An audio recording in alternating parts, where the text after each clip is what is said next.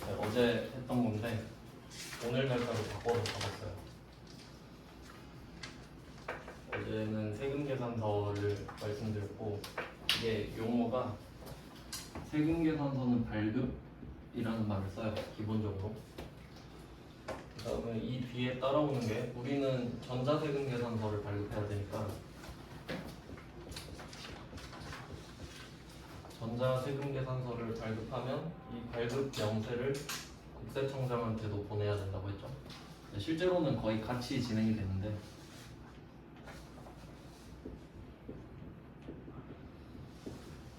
이제 발급 명세 이야기를 해보겠습니다. 그럼 얘는 전제가 두 개 들어가야 되는데 일단 공급 2023년 1월 13일에 공급을 하고 세금 계산서 발급도 바로 했다고 전제하고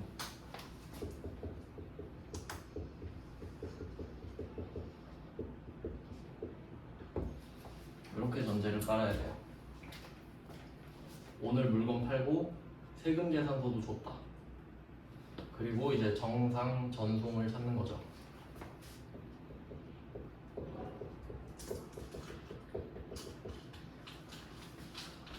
그러면 당연히 오늘 물건 팔고 오늘 세금 계산서 줬으니까 전송도 오늘 하는 게 정상이겠죠.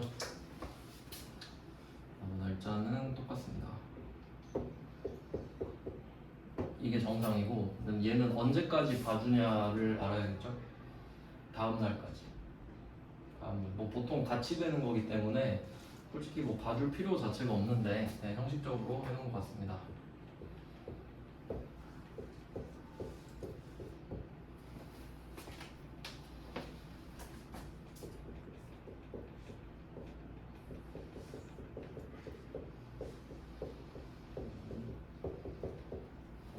세금 계산서 발급 1 플러스 1이라고 적었어요. 다음 날까지입니다.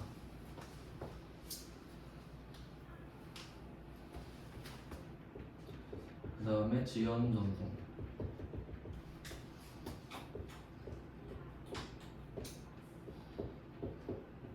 지연 전송은 그럼 15일부터겠죠.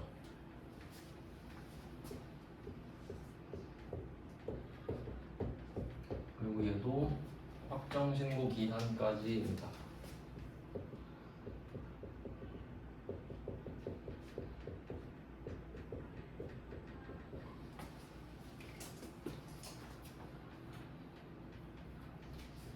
그 다음에 미전송.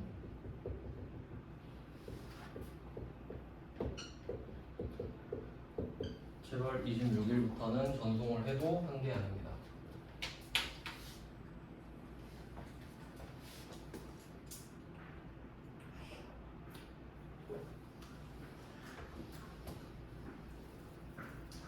이렇게 해서 발급명세도 봤어요. 그러니까 세금계산서 전자로 발급하면 발급명세를 전송할 의무도 있는데 근데 실제로는 이게 프로그램마다 조금씩 다른데 콘텍스로 하면 그냥 자동으로 되고요. 뭐 더존이나 이런 거 써도 한 큐에 거의 할 수 있어서 사실 별로 의미는 없어요. 정말 이론적인 내용이에요.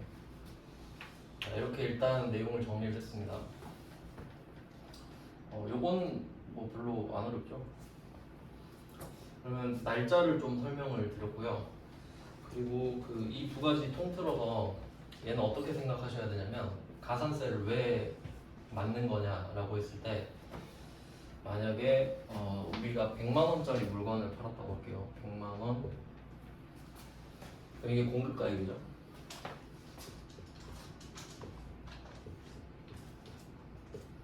여기 대해서 부가가치세가 10만 원이 붙을 겁니다.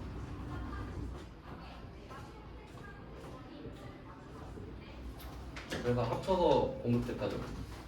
110만 원. 그러면 원래 이거를 물건을 팔자마자 세금 계산서를 발급을 하고 전송도 해줘야 국세청장이 바로 알죠. 내가 100만 원짜리 물건을 팔았으니까 10만 원을 내겠구나 라고. 근데 이거 발급을 안 하면 모르잖아요, 국세청장이. 그럼 기본적으로 스탠스를 너 탈세하려고 그랬지, 이런 식으로 잡는 거죠. 신고를 왜 안 하냐고, 제때 탈세할 거 아니면 신고를 왜 안 하지? 이런 느낌이죠. 그래서 가산세를 때리는 느낌인데 그럼 어디다 때릴 거냐 이거죠. 지금 퍼센테이지는 안 적었는데 요 공급가액 여기다 때립니다. 여기다 공급가액에다가 때리는 겁니다. 이게 기준이에요. 가산세 기준. 그러니까 110만 원에 때리는 게 아니라 100만 원에 때린다는 겁니다. 그 참고로 이 미발급 가산세가 요거는 외워야 되거든요. 미발급 가산세 요거는 2%예요. 2%.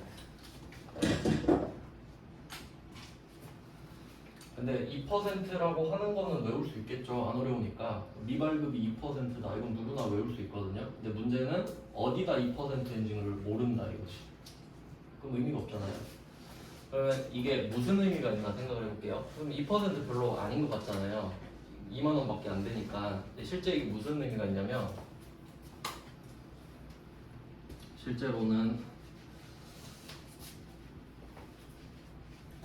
예를 들어서 이런 일이 있다고 해봅시다. A랑 B랑 거래를 해요.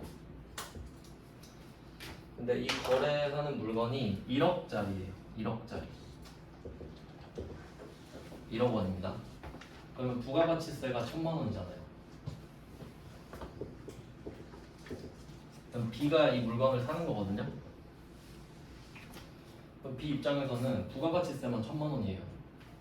너무 비싸잖아요. 딜을 한번 해봐요. 딜. 혹시 이거 현금으로 드리면 부가가치세 안 내도 돼요? 라고 한번 쇼부를 보는 겁니다. 근데 둘 다 부가가치세법을 잘 몰라요. 근데 A 입장에서는 이걸 1억 1000만 원에 팔아서 1000만 원을 걷어서 내놔. 아니면 그냥 현찰로 1억 받고 그냥 내가 먹으나 똑같잖아요. 어차피 그게 그거잖아요. 그럼 A는 그냥 뭐 그렇게 하죠? 라고 했어요. 그렇게 했다고 합시다. 그러면 A는 물건을 판 거죠. 1억짜리를 팔긴 팔았잖아요. 세금 계산서만 발급을 안 해준 거지. 발급을 해버리면 기록이 남아서 1000만 원을 내야 되잖아요. 근데 현금 받고 그냥 입 닫아버린 거지. 거래 안 한 것처럼. 실제로 이런 일 많겠죠. 그럼 그렇게 안 걸리면 그냥 잘 살면 되는데 걸렸다고 합시다. 세무조사 들어와서 걸린 거예요. 이거 1억 물건 판 거구만. 걸렸어요? 그럼 이 사람 어떻게 해요? 1000만 원 내야 됩니다. 1000만 원 원래 내는 거죠. 자, 이걸 본세라고 합니다. 원래 내야 되는 거 맞죠? 원래 내야 되는데 지금 탈세 시도한 거잖아요. 그러면 이거 걸린 거야. 그러면 1000만 원 내야겠죠. 그리고 물건을 팔았는데 세금 계산서 발급을 안 했네? 지웠네요. 미발급. 그럼 여기에 2%를 또 내요. 여기에 2%. 얼마지? 200만 원? 200만 원이죠? 이게 가산세. 더해서 내잖아요. 본세. 그러니까 2% 자체가 무서운 게 아니라 2%를 낸다는 게 뭔 의미예요? 10%도 걸렸다는 소리지 지금. 그러니까 12% 내는 거잖아요, 실제로는. 그러니까 내가 1억만 받고 입 닦으려고 그랬는데 걸렸잖아요. 그럼 1000만 원도 내고 200만 원도 내잖아. 그러니까 무섭지 이게. 그래서 부가가치세법을 모르면 이런 일도 일어날 수 있겠네요. 물론 안 걸리면 다 좋게 좋게 사는데 걸렸을 때 이렇게 된다고. 근데 사람들이 이해를 못 하겠죠. 왜 12%를 내는지. 근데 여러분은 이해할 수 있죠? 원래 내야 되는 거였으니까. 안 걸리면 안 내지. 그래서 2% 자체가 무서운 게 아닙니다. 걸렸다는 게 무서운 거지. 뭐 이런 내용이 있어요. 그래서 결론은 공급 가액에 때립니다. 그러니까 이 사람 입장에서도 1억 1000에 2% 때리면 억울하잖아요. 그니까 공급 가액이에요. 그러니까 세금 계산서 발급을 늦게 했거나 안 했거나 전송을 늦게 했거나 안 했거나 하면 공급 가액에 때린다는 겁니다. 미발급 빼고는 안 외워도 돼요. 미발급 2%만 외우고 나머지는 외울 필요가 없어요. 이유는 그 칸에 적혀 있어요. 지연 발급 옆에 몇 % 써 있어요. 그런 건 외울 필요 없겠죠. 그럼 왜 미발급은 외워야 되냐? 이제 정확히 말하면은 세금계산서 미발급 등인데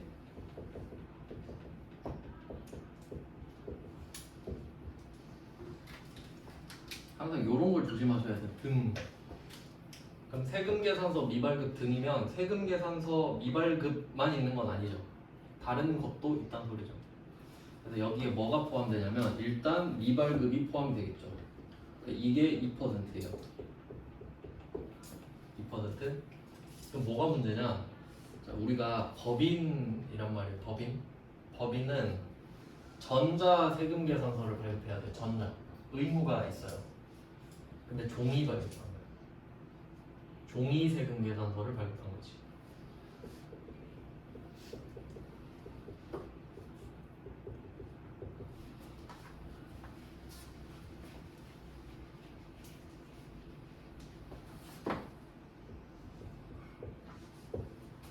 자, 이걸 생각해 봅시다.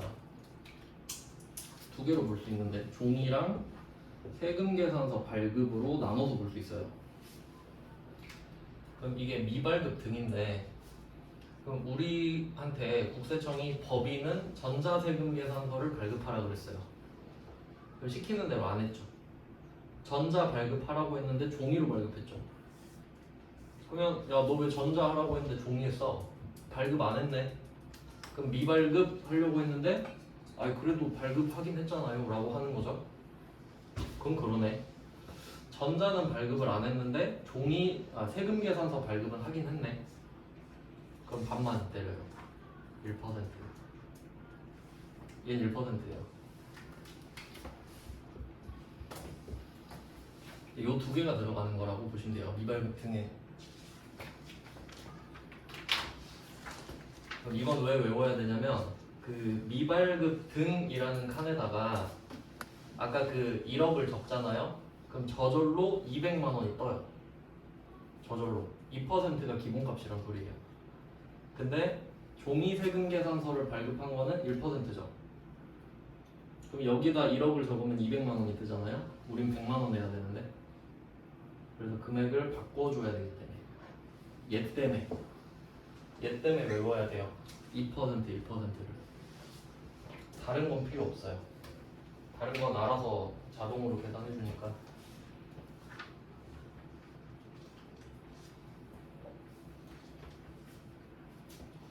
네, 그래서 미발급만 외우시면 돼요. 나머지는 필요 없어요. 그래서 이 2%가 적어 보이는데 보통 이게 최고 세율이에요. 이 정도면은 가산세가 높은 편이거든요. 가산세도 그 만들 때 막 심리학자랑 그런 사람들이 참여를 해요. 어느 정도 때려야 사람들이 약속을 잘 지킬 것인가. 근데 그 마지노선이 2%인가 봐요. 대충 그 정도는 기억해 두시고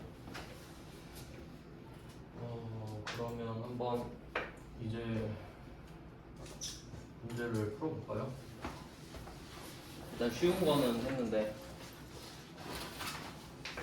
이제 입력하면서 좀 간을 봅시다. 어떤 느낌인지.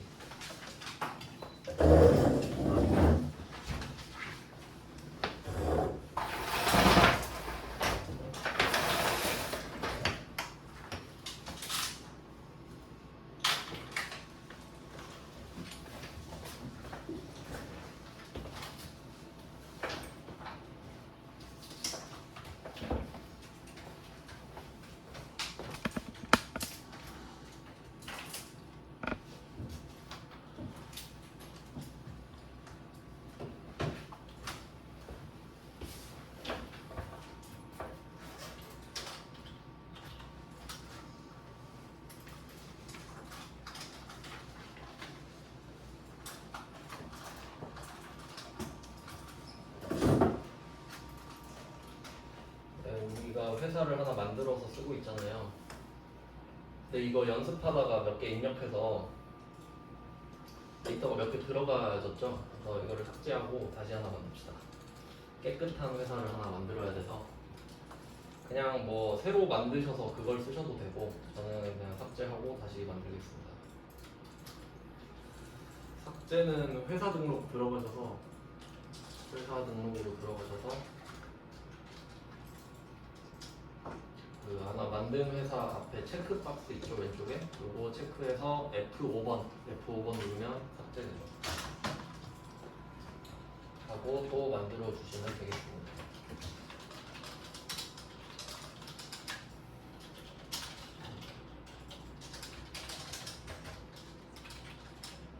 번호는 그냥 없는 거 아무거나 쓰시고요. 저는 또 전산세무 2급해서 법인 사용하겠습니다. 일기 2023년 1월 21일부터 써주시면 됩니다. 딱 하나만 입력하고요. 여기까지만 딱 한 줄 입력해 주시고 나가시면 돼요. 나머지는 필요 없습니다. 나가 주신 다음에 회사 등록이 끝났으니까 이제 회사 코드 말풍선 누르셔서 아니면 F2번 누르셔도 되고 방금 만든 회사를 골라줍니다. 이제 깨끗한 회사가 하나 만들어졌어요. 부가가치 탭으로 갑니다. 네, 이제 부가가치세 신고서를 볼 건데 7점짜리가 5점짜리로 줄었어요. 득점이. 네, 어제 드렸던 부가가치세 신고서를 한번 입력을 해봅시다. 일단은 그 첫 번째가 세금 계산서 불성실 가산세만 분류를 따로 해놨기 때문에 이걸 먼저 해볼 수 있거든요. 그러면 1페이지로 가셔서 한번 해보죠. 다른 문제들이랑 같이. 1페이지에 001번 보겠습니다. 일기 예정이죠? 일기 예정. 부가가치세 신고서 가서 일기 예정이면 1월부터 3월이네요. 딱 지금이네요. 네, 아무것도 안 뜨게 하려고 새로 만든 겁니다. 네, 그럼 한번 볼게요. 먼저 보셔야 될 거는 뭐냐면 그 문제 두 번째 줄에 가운데 보시면은 과세 표준 명세 등 기타 부속 서류의 작성 및 전표 입력을 생략하라고 돼 있죠. 이게 문제마다 다 다르기 때문에 먼저 체크를 해놓고 시작을 해야 되거든요. 이 말은 과세 표준 명세가 뭔지 모르겠는데 하지 말라 그런 거고 기타 부속 서류가 어제까지 배웠던 부속 명세서입니다. 그것도 하지 말라 그러고 전표 입력도 하지 말라 그러죠. 네, 저는 그러면 X표 치거든요. 셋 다 X표를 딱 쳐서 바로 파악할 수 있게. 뭐 하지 말란 소리니까 우리한테 좋은 거죠. 그리고 아래로 내려갑니다. 자, 입력하는 거는 크게 두 가지로 볼 수 있는데 이 왼쪽이 정기신고입니다. 정기신고. 그러니까 지금 1월부터 3월이라고 적었기 때문에 이게 1월부터 3월이 되는 거예요. 그리고 오른쪽에는 그 예정신고 누락분이 또 있는데요. 근데 지금 예정신고 누락분이 해당이 되려면 지금이 확정신고여야만 합니다. 그러니까 예를 들어 내가 지금 4월부터 6월 걸 하고 있는데 1월, 3월 때 했던 것 중에 빠뜨린 걸 여기 적는 거거든요. 그러니까 지금은 일기 예정신고를 하고 있는 거기 때문에 예정신고 누락분이 나올 수는 없겠죠. 지금 하고 있으니까. 뭐 그런 원리가 있습니다. 한번 볼게요. 왼쪽만 하시면 되는데 이때 빨간 색깔이 매출이죠. 파란 색깔이 매입입니다. 여기에 맞춰서 적어주시면 되는데 하나씩 해보겠습니다. 그러면 그 좀 매칭을 시켜볼게요. 1번이 세금계산서 발급분이라고 써있죠. 처음이니까 한번 정리를 해볼게요. 네, 번호가 있어서 좀 편한데 1번이 과세 세금계산서 발급분이죠. 번호만 쓰셔도 되죠. 번호가 있으니까. 얘는 뭐냐? 11번 과세입니다. 매출 쪽이니까. 그래서 우리가 물건을 팔면 부가가치세를 낼 의무가 생기는데 그 중에 세금계산서를 발급하면서 부가가치세를 부담하는 건 11번 과세죠. 그래서 11번 과세를 1번에 쓰시면 되고 그 다음에 2번은 안 나옵니다. 2번은 시험에 안 나와요. 3번은 과세, 신용카드, 현금영수증 발행. 얘가 문제입니다. 네, 전산회계 1급 때 잘 들으셨던 분들은 요거를 제가 강조했다는 걸 알고 계실 텐데 까먹을 때가 됐죠. 자, 문제가 뭐냐면 1번 같은 경우는 세금 계산서를 발급했을 때 11번 과세 유형을 쓰고 그게 1번으로 넘어오거든요. 그러니까 1대1 대응이 된다는 소리예요. 근데 3번 과세 신용카드 현금 영수증 발행분은 두 개잖아요. 신용카드 발행분, 현금 영수증 발행분 두 개가 섞여 있습니다. 17번 카과랑 22번인가? 22번 현과가 섞여 있죠. 그러니까 얘는 역추적이 안 돼요. 그러니까 얘 둘 다 일로 가는 건 아는데 그럼 만약에 누가 신용카드 과세 발급한 거 얼마니? 라고 물어보면 알 수가 없죠. 섞여 있으니까. 이게 나름 포인트가 될 겁니다. 자, 오늘 4번.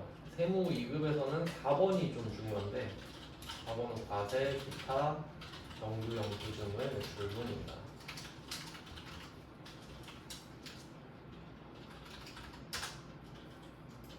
과세, 기타, 정규 영수증의 매출분. 이거 중요합니다. 14번 검별이죠. 얘 같은 경우는 회계 1급 때는 별로 두각을 드러내지 않았는데 얘가 중요한 이유는 간주 공급이랑 간주 임대료가 포함이 되기 때문이죠. 간주 공급, 간주 임대료는 증빙을 발급하지 않지만 부가세를 내니까. 그래서 이거 중요합니다. 이거 4번. 그래서 매출 쪽은 이렇게 정리가 되죠. 그러니까 결국은 4개 있는 거거든요. 4개. 어떻게 4개냐 하면 첫 번째, 세금 계산서를 발급하면서 부가세를 낸다. 카드 전표를 발급해준다. 현금 영수증을 발행해준다. 아무것도 발행해주지 않는다까지 4가지 상황밖에 없습니다. 자, 매출은 이렇게 끝났고요. 그 다음에 매입으로 가볼게요. 매입. 매출 쪽은 거의 1대1 대응이 되는 반면에 매입은 되게 좀 특이하게 돼 있는데 매입은 세금 계산서 수취분이랑 그 밖 이렇게 보시면 돼요. 그러니까 세금 계산서를 받았니? 그게 아닌 걸 받았니? 로 끝이 나요. 세금 계산서 수취분이랑 그 밖 이게 끝입니다. 그러니까 10번이랑 14번밖에 없는 거지.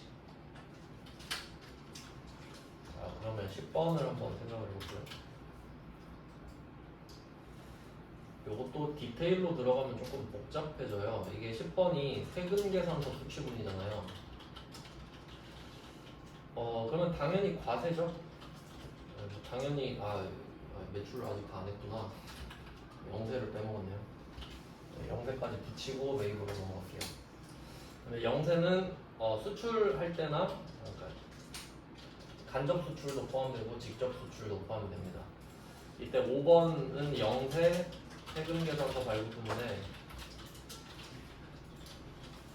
영세율이 적용된 상태로 세금 계산서를 발급을 하면 영세율 세금 계산서니까 12번 영세죠. 그러면 6번은 수출인데 직수출인데 영세 기타죠. 왜냐하면 해외로 수출을 하게 되면 국가가 다르니까 세금 계산서를 안 주잖아요. 16번 수출. 이렇게 하면 매출이 끝났고요. 그러니까 이게 구조를 잘 생각해 보면은 우리가 배우고 있는 게 부가가치세 신고서라는 걸 이해를 해야 돼요. 지금 하고 있는 게 부가가치세 신고서잖아요. 그러니까 여기는 과세만 있고 면세는 없는 겁니다. 면세라는 말 자체가 부가가치세가 면제됐다는 소리잖아요. 근데 면제됐는데 이걸 부가가치세 신고서에 적으면 안 되죠. 과세만 적어야 될 거 아니에요. 근데 과세가 뭐냐라고 하면 이제 이렇게 정확하게 말해야 돼요. 10% 0%라고. 0%도 과세가 되는 거죠. 0%를 과세하니까. 면세는 아예 안 하는 거고. 이게 헷갈리면 좀 어려워질 수 있어요. 그럼 10번으로 갑니다. 10번은 세금계산서 수출분이잖아요. 여기에 유형이 뭐가 나올 거냐? 잘 보시면은 매출 쪽은 과세, 영세가 나눠져 있잖아요. 근데 매입은 어때요? 안 써있죠? 우리 세금계산서 뭐 있나 한번 생각해 볼까요? 세금계산서의 종류 3개 있다고 말씀드렸었는데 세금계산서에는 3개가 있습니다. 세금계산서, 수익세금계산서, 영세율 세금계산서. 맞죠? 이 3개 말하는 거예요 지금 10번.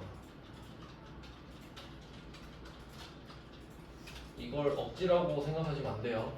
이게 팩트니까. 그러면 잘 보세요. 여기서 유형을 한번 뽑아볼까요? 유형. 세금계산서를 받았을 때 쓸 수 있는 유형. 세금계산서를 받았을 때 세액공제를 받을 수 있으면 51번 과세고, 공제를 못 받으면 54번 과세죠. 54번 불공이죠. 수입세금계산서는 이거 세액공제 받을 수 있으면 55번 수입이고 공제 못 받으면 54번 불공이죠. 영세율 세금계산서 받으면 52번 영세죠. 그럼 유형이 엄청 많네요. 얘는 51번 과세도 있고 55번 수입도 있고 54번 불공도 있고 52번 영세도 있네요. 요걸 이해해야 됩니다. 그리고 추가로 말씀을 드리면 이 불공 있잖아요. 이 불공. 얘는 세금계산서나 수입세금계산서를 받았는데도 불공제 상황일 때 쓰는 거죠. 근데 카드점표나 현금영수증 같은 거 받고 불공제 당할 수도 있잖아요. 그때는 일반점표로 간다 했죠. 그건 여기서 알 수 없다고 했습니다. 여기서 알 수 없습니다. 그러니까 안 물어봐요. 그러니까 제가 말씀드리고 싶은 거는 여기에 있는 54번 불공 있잖아요. 이게 우리가 불공제 당한 전부가 아니란 소리지. 일반 점표에도 섞여 있을 수 있으니까.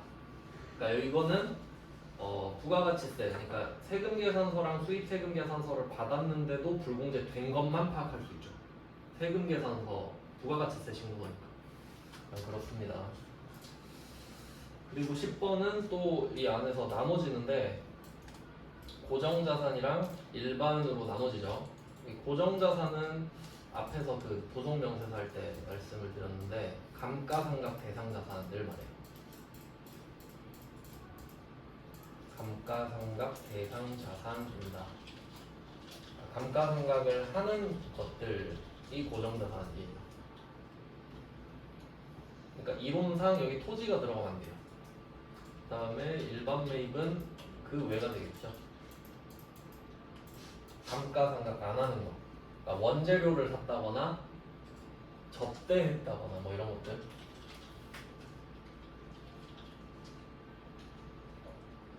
네, 뭐 그렇게 나눠집니다. 10번은 그 안에서 나눠주고, 그 다음에 14번 가볼게요. 14번 그 밖에 공제매입세액인데 여기는 그 참고로 14번에는 숫자가 안 써집니다. 자, 여기 1억 써볼게요. 1억을 쓰고 엔터를 쳐보겠습니다. 안 써지죠? 그러니까 얘는 여기다 직접 쓰는 게 아니라 한번 말씀드렸죠. 오른쪽 밑에서 14번이 만들어져요. 이게 다 합쳐서 14번이거든요. 그러니까 이 합계가 여기로 올라옵니다. 그러니까 여기 백날 써봤자 안 돼요. 그러니까 오른쪽 밑에 써진 게 합쳐서 올라오는 겁니다. 이 구조를 이해를 해야겠죠. 네, 그러면 이쪽 내려가 보니까 어떤 게 있나 볼까요? 그 밖의 공제매입세액 우리 배운 거 다 있어요. 신용카드 매출 수령 합계표 이거 기억나요? 부속명세서 1번으로 했던 건데 카드 점표 받고 현금 영수증 받은 것들 추가로 서류 하나 더 작성했죠. 그걸 내야 여기로 들어온다는 소리지. 그러니까 메인 매출 점표에서 이쪽으로도 반영되고 이쪽으로도 반영돼요. 그 다음에 의제매입세액 이것도 배웠죠? 의제매입세액 아마 3번이었나? 3번으로 들어갔었습니다. 세 번째로 배웠고요. 그 다음에 재활용 폐자원 이것도 배웠죠? 10번인가? 이런 식으로 섞여 있는 겁니다. 뭐 나머지는 안 배웠으니까 안 나오겠죠? 이 정도 섞여 있고, 그 다음에 그 위쪽에 보면은 얘도 또 특이하게 대손색 가감이라고 있는데, 대손색 공제신고서도 배웠잖아요? 근데 2번으로 배웠던 것 같은데, 자, 이런 식으로 섞여 있습니다. 그러면 얘는 왜 뜬금없이 매출 쪽에 와 있냐면, 대손색 가감이죠. 가가 플러스고 감은 마이너스죠. 우리가 돈을 못 받았다고 신고하면 부가세를 빼주죠. 우리가 대손이 확정되면 부가세를 빼줘요. 근데 대손이 확정된 이후에 돈을 회수할 때도 있었죠. 그러면 다시 내잖아요. 그건 가죠, 가. 그래서 얘는 더할 수도 있고 뺄 수도 있기 때문에 여기다가 놔둔 것 같아요. 자, 일단 뭐 파악을 이렇게 해봤습니다. 네, 대충 이런 느낌. 그러면 한번 해볼까요? 한번 설명을 드렸으니까 1번 문제를 풀어봅시다. 매출 관련 자료부터 볼게요. 자, 첫 번째 줄에 전자세금계산서 발급 매출액 써있죠? 1번이죠. 1번에 1억 1000. 세금계산서 발급했으니까, 그러니까 원래는 이 금액이 11번 과세로 써있는 금액의 총합이거든요. 근데 저절로 반영이 돼요, 원래는. 근데 우리 보고 직접 쓰래요. 그리고 엔터를 쳐보시면 세액이 저절로 입력이 되죠. 왜냐면 우리는 당연히 10%를 내야 되니까 그렇습니다. 네, 이렇게 됐고요. 그 다음에 또 중요한 게 있어요. 전자세금계산서라고 써있죠? 전자에 표시할게요. 전자. 이거 중요한 겁니다. 왜 중요한지 생각을 해볼게요.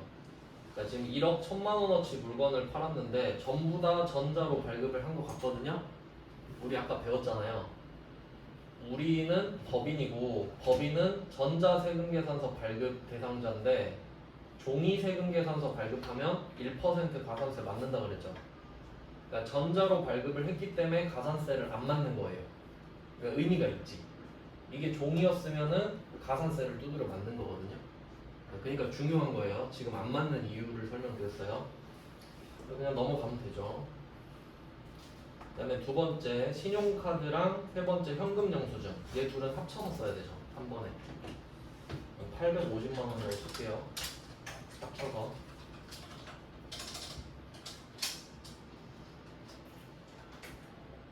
네, 그 다음에 네 번째 거 보시면은 현금 영수증 미발급 과세 매출액이라고 돼 있는데 이것도 좀 생각을 해봐야 됩니다. 실제 상황을 항상 생각하셔야 돼요. 현금 영수증 미발급 과세 매출액, 이게 무슨 의미인지 생각을 해볼게요. 뉘앙스를 파악하는 거예요. 이 느낌은 우리가 과세 물건을 팔았는데도 현금 영수증을 안 줬다 이 말이에요. 과세로 팔았는데도 왜 현금 영수증을 안 줬어? 이런 느낌이거든요. 그러면 결과적으로 뭐냐면 이 말은 아무것도 안 줬단 소리예요. 증빙을 안 줬단 소리예요. 아예.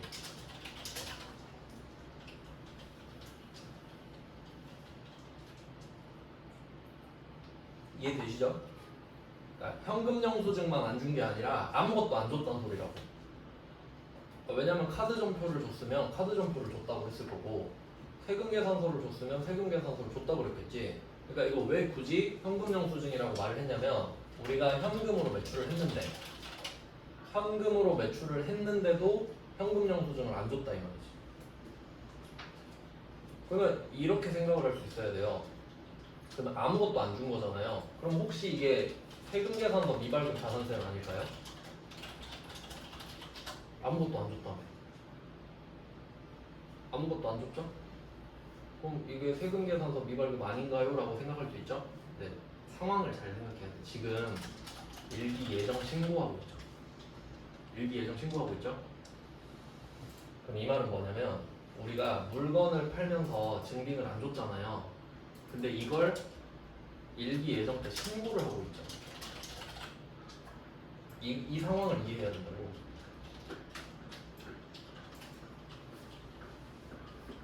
그러니까 우리가 10만 원짜리 물건을 팔았어요, 소비자한테. 소비자가 나한테 11만 원을 준 거예요, 현금을.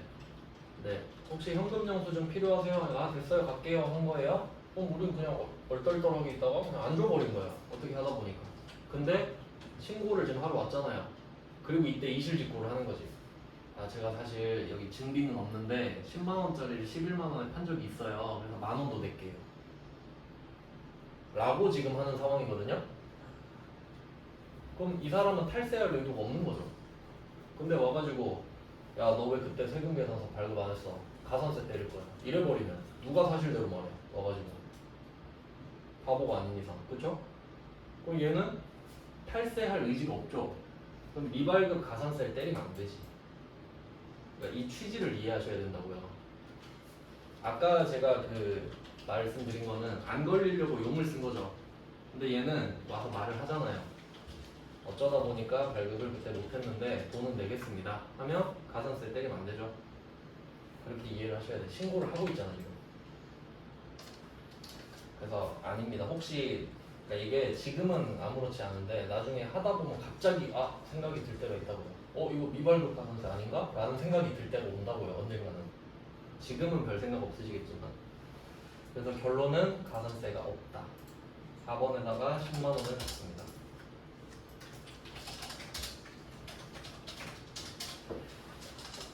자, 그럼 이렇게 하면 매출 쪽이 정리가 다 됐죠? 근데 밑에 별표, 제가 밑줄 그어놓은 거 있죠? 지연 발급이 있다 그러잖아요. 이거 잘 생각해 볼게요. 1번에 세금 계산서를 발급한 게 1억 1천이 있거든요. 근데 이 중에 1천만 원짜리는 그러니까 한 방에 1억 1천을 판 게 아닐 거 아니에요. 예를 들면 1천만 원에 10번 이렇게 11번 팔았을 수도 있죠.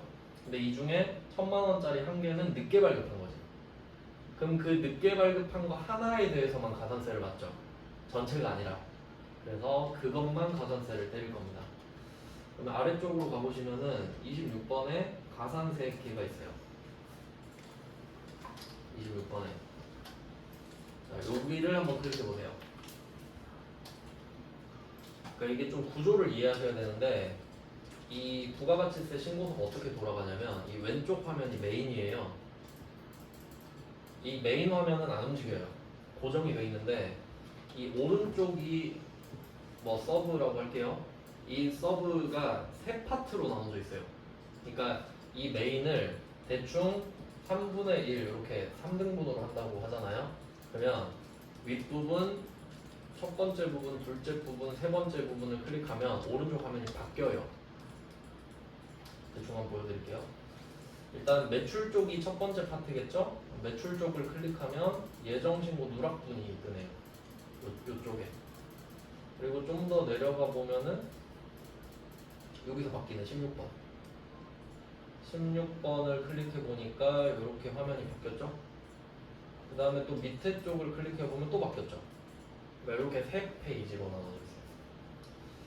근데 26번은 세 번째 페이지겠죠? 이렇게 넘어오시면은 자, 우리가 배운 거 있죠? 자, 여기를 보시면은 제가 빨갛게 칠한 부분이 세금계산서 가산세, 발급명세 가산세, 합계표 가산세. 합계표는 절대 안 나오죠. 합계표는 안 나옵니다. 그럼 여기서 지연수치잖아요. 지연수치. 그러니까 요거 처음에 말씀드렸죠? 그러니까 우리가 지연수치를 하면 억울한 거라 했죠. 아니, 상대가 지연 발급을 해서 내가 지연 수치한 건데 왜 내가 가산세를 받냐 하니까 국세청이 네가 빨리 달라고 했어야지 라고 하면서 벌을 주는 겁니다. 여기다가 1,000만 원을 적어주세요.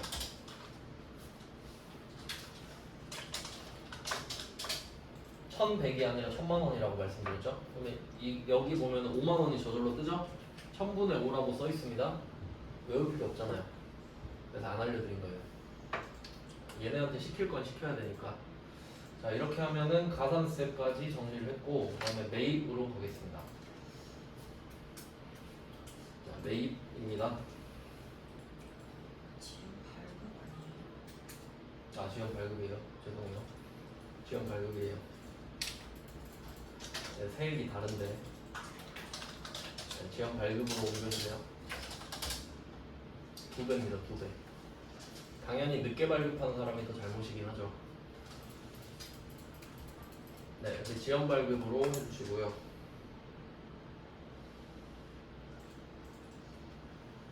그 다음에 매입. 매입 쪽은 세금 계산서부터 정리를 하시면 되는데, 첫 번째 게 세금 계산서 수령한 원재료 구입액입니다. 그리고 잘 생각해 볼게요. 아까 매출에서는 전자라고 정확히 밝혔죠. 근데 지금 매입을 보세요. 전자라고 안 밝히죠? 종이라고도 안 밝히죠. 그러면 얘는 왜 말을 안 해줄까 생각을 해볼게요. 발급하는 건 우리의 몫이죠. 내가 선택을 할 수 있잖아요. 발급할 때는. 근데 전자를 발급하라고 했는데 전자 발급을 안 했어. 그럼 잘못한 거 맞죠? 근데 받은 건 어떻게 해요? 상대방이 전자를 주건 종이를 주건 그럼 뭐 내가 어떻게 받았는데 어떻게? 그러니까 받은 건 상관없습니다. 네, 이걸 정확히 아셔야 돼요. 발급할 때는 전자를 발급해야 가산세가 없는 거예요. 매출 쪽은 전자만 가산세가 없죠.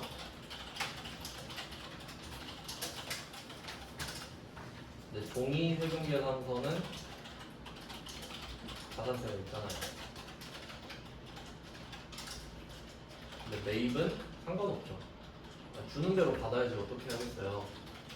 전자, 종이 세금 계산서를 받아도 가산세가 없지. 내 잘못 아니니까. 빨리 달라고 할 수 있는데 저 꼭 전자로 받아야 되거든요. 이럴 권리는 없잖아요. 어차피 세금 계산서인데. 그러니까 매입 쪽은 언급을 안 해도 문제를 풀 수 있다는 소리예요. 그러니까 말을 안 해줄 수도 있지. 이거 가지고 이의 제기해봤자 안 먹힌다 이거죠. 상관이 없으니까. 그리고 그 매출 쪽도 언급 안 해도 그냥 전자라고 해석하시면 되겠죠. 원칙대로 했겠죠. 네, 그럼 매입 자료 한번 볼게요. 자, 매입 쪽의 첫 번째 원재료인데 원재료는 샀을 때 감가상각 안 하죠. 사고 나서. 그래서 일반입니다. 원재료는. 그리고 부가가치세가 붙어 있고요. 그럼 10번에 일단 3천만 원을 써볼까요? 자, 10번에 3천만 원을 썼는데 얘는 매출이랑 좀 다르죠. 매출은 세액이 저절로 뜨죠. 왜냐면 10%랑 0%가 아예 적혀 있기 때문에. 근데 얘는 공용이라고 그랬잖아요. 그래서 이거 중에 아까 설명드린 것 중에 52번 영세 있죠. 이 세금 계산서에 영세율 세금 계산서도 포함되죠? 그러니까 내가 3천만 원짜리 물건을 샀는데 그게 영세일 수도 있잖아요. 그러니까 여기에다 선택권을 주는 거지. 직접적으로. 10%가 아닐 수도 있으니까. 그러니까 매입은 세액도 따로 써야 돼. 이유가 있는 거죠, 다. 그러니까 얘는 매칭이 안 될 수도 있으니까. 그래서 원재료는 3천에 300을 썼고, 그 다음에 두 번째는 세금 계산서를 받은 사무실 인테리어인데, 요거 고정자산이라고 돼 있죠? 그러니까 뭐 자본적 지출로 했나봐요. 사무실에다가 리모델링 같이. 그러면 얘는 고정자산 쪽에 쓰는 게 맞겠죠, 11번. 그리고 밑에 보니까 트럭도 있어요, 트럭. 트럭도 감가상각 하죠. 그래서 11번에다가 3천만 원을 쓰시면 됩니다. 인테리어 1000이랑 트럭 2천 합쳐서 3천. 네, 이렇게 쓰는 겁니다. 자, 그리고 이거 그 두 가지로 생각해야 되는데, 일단 지금 나누는 기준은 감가상각을 하냐 안 하냐죠? 하냐 안 하냐? 그렇게 나눈 다음에 그 뒤에 생각할 거는 부가가치세 세액공제 받을 수 있냐 없냐죠. 근데 보면은 원재료는 세액공제 받을 수 있고 인테리어도 세액공제 받을 수 있죠. 트럭도 세액공제 받을 수 있죠. 그러니까 이거를 입체적으로 생각해야 됩니다. 첫 번째는 감가상각을 하냐 안 하냐, 두 번째는 세액공제를 받냐 안 받냐. 그럼 세액공제를 다 받는 거니까 네, 뭐별 문제는 없죠. 얘도 세액을 적어주세요. 그리고 그 여기서 이 세액은 세액공제를 못 받아도 일단 적습니다. 왜냐면 못 받으면 이 밑에 그 밖에 아니 뭐지? 공제받지 못할 외세액이죠. 여기다 따로 적어줘야 돼요. 그러니까 일단 받은 건 받은 거기 때문에 받았을 때 일단 적긴 합니다. 근데 지금은 불공제 상황이 없어서 그냥 넘어가고, 그 다음에 밑에 네 번째 법인 신용카드 매입세액 공제액이죠. 일반 매입. 이게 14번이라고 말씀드렸죠. 그 밖에 공제 매입세액. 그럼 타고 내려가요. 이 둘이 연결돼 있으니까 내려오니까 신용카드 매출 수령금액 합계표라고 써있네요. 여기에도 일반이랑 고정으로 나눠져 있죠. 이때 일반 매입이니까 550만원 일반에 쓰시고, 그 다음에 그 다섯 번째 보면은 현금 영수증 매입세액 공제도 있는데 카드 전표랑 현금 영수증이랑 같은 급인 거 아시죠? 그러니까 41번에다가 몰아서 쓰시면 됩니다. 650만원.